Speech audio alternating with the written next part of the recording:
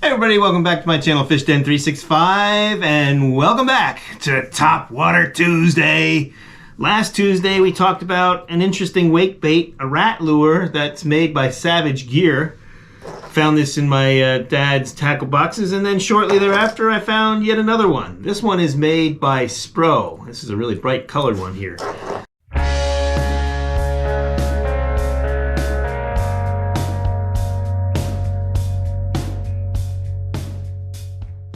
So here are the two together. They are the same size from tail to head, about 6.5 inches.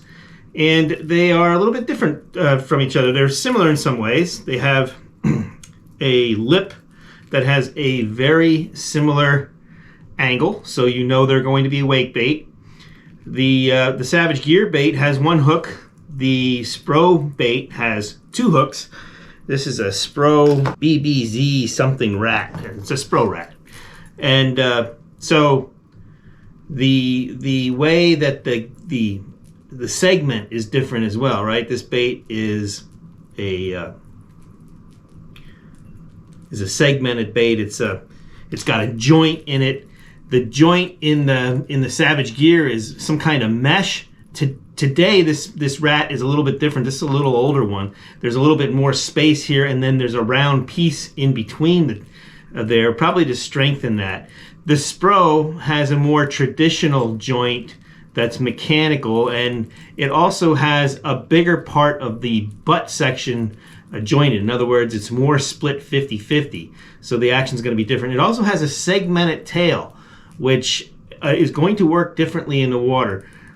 So just to show you the differences with this bait, let's take you to the water now. We'll show you the new Spro bait here. It's not new, but we'll show you this one, how it works in the water, and we'll even compare it to what we looked at last week, which was the Savage Gear rat. So let's take you to the water now.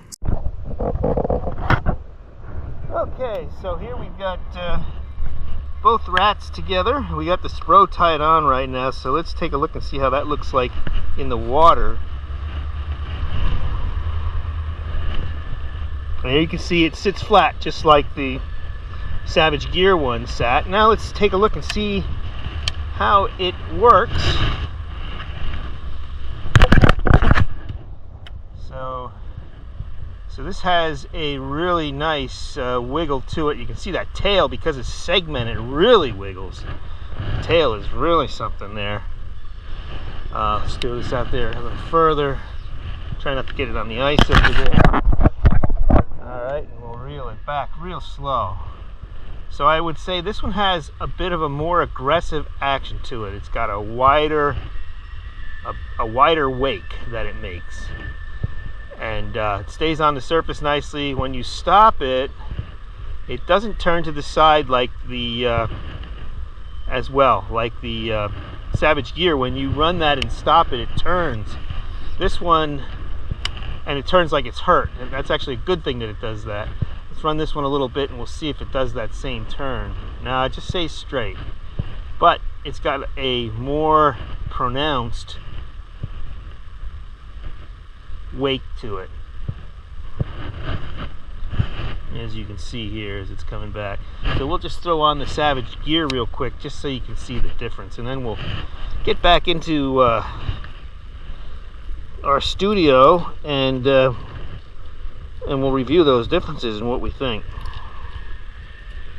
So hooking up the Savage Gear now.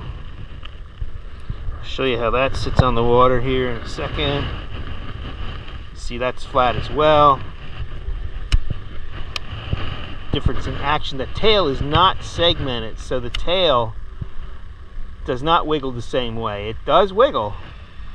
It's just a different action. This one actually is makes a little bit less of a wide action, but I gotta tell you, I kind of actually like this one better overall. I think it looks more real in the water, and maybe that could be the color too. This Spro one is very loud with the blue, purple, and yellow, loud color-wise. Now see how this one, when you stop it, it tends to want to turn to the side. We'll show you this again here. So we're going along here. Stop it. And it's not turning like it was the other day. I'm not sure why. Turns a little bit.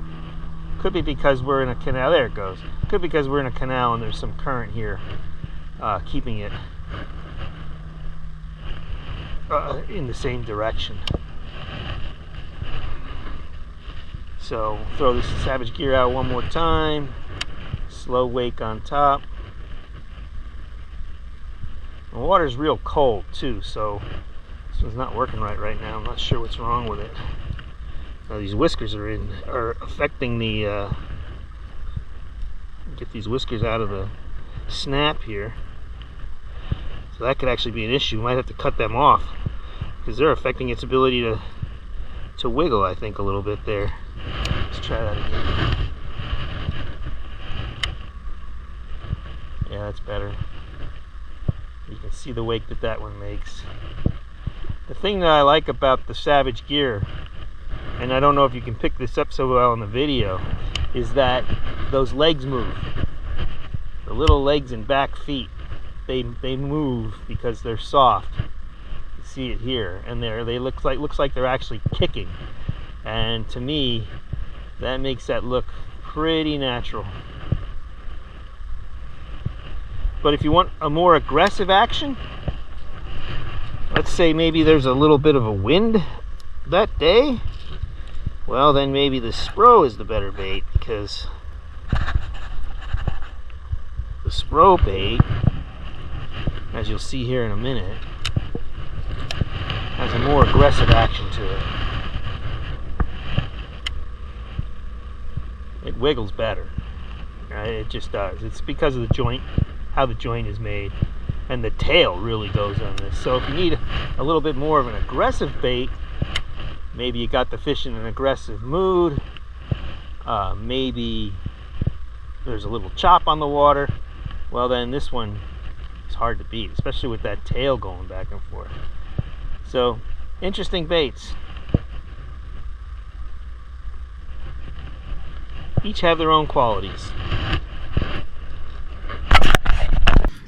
So as you can see, the Spro bait has a little bit more action to it. It has a wider wake, a wider swing to the bait than the Savage gear. I like the Savage gear legs though. They make the bait look real when it's swimming. They actually move, and so that's pretty cool. The segmented tail is insane on the Spro bait. It works like its own little snake. So I think there's applications for both baits. Overall, I like the realism of the Savage gear a little bit more, but the Spro bait I think I would use when the fish are a little more active, or when there's a little bit of a chop on the water, because it makes a bigger wake. It's more pronounced on the surface. There's another rather large difference between these two baits, and that is that the Savage gear bait cost $16, and even that I think is a little high. Savage gear, when they first came out, they were really competitive with their price, and even today with the kind of baits they're making, they're very competitive with their price, and their baits work. The Spro bait, however, is $28, which for me is more than what this bait is really worth. I mean, that's pretty steep, but that's what the cost of the bait is. When I looked them up, I looked them both up on the same site, Tackle Warehouse. Generally what you'll find is their prices are pretty close to the average price out there. Sometimes you can get these things on sale if they're going on, if they're having a special sale, or if they're doing clearance, that kind of thing. But that was the price difference. So the Savage gear, $16, $28 for the Spro. What I would like to do come summertime is do a fishing video comparing the two. In other words, we spend 20 minutes fishing one bait, the next 20 minutes fishing the other, and we just kind of spend a few hours fishing the baits that way to see how the fish react to them on that particular day. It gives you a little bit more information about how they actually work to catch fish, because it's one thing to catch fishermen's eyes, but sometimes the fish like something that we might not expect, and the only way to know that is to get out there and throw the baits. Now, these colors are a little unusual, but when you're talking topwater and the right conditions, color is usually a secondary thing. So especially if the low light conditions, like morning or evening, this is a bait that I would prefer to fish late afternoon into the evening. So I hope to make that video for you sometime in the summer. We'll see if we can make that happen, just to give you another comparison between the two rats. At the end of the day, they are wake baits. There are also minnow lure wake baits. We'll be looking at some of those down the road. Some more. We've looked at some in the past. One of the best ones that I can think of is the redfin made by Cotton Cordell. But there's more to go through, and we'll be going through some new ones. 6 Sense makes one that's a speed wake, I think it's called. I'll be looking at that in the not too distant future, and we'll look at that one at Topwater Tuesday as well.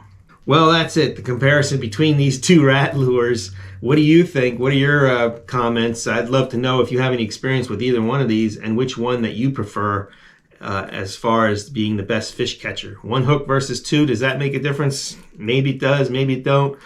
Only way to find out is for us to get out in the water and fish them both, which I hope to do when that weather gets warmer. All right, that's it for this Topwater Tuesday. Keep it tuned here. We got a lot of new and good videos coming up, some exciting things, some more Topwater Tuesdays that will keep going, but we'll be doing some other videos as well. As always, if you like these videos, if you like what I'm doing here, please hit the like button. That helps me get the videos out to more people. Always, always, always hit that subscribe button if you haven't done so already, and hit that bell if you want a notification for when the next video is coming out. And always, comments are welcome as well. So if you have any questions or if you have any comments, any experience of your own that you'd like to share, I'd love to hear them in the comments in the videos. Looking forward to seeing that. Looking forward to bringing you the next one. As always, may God bless your fishing endeavors.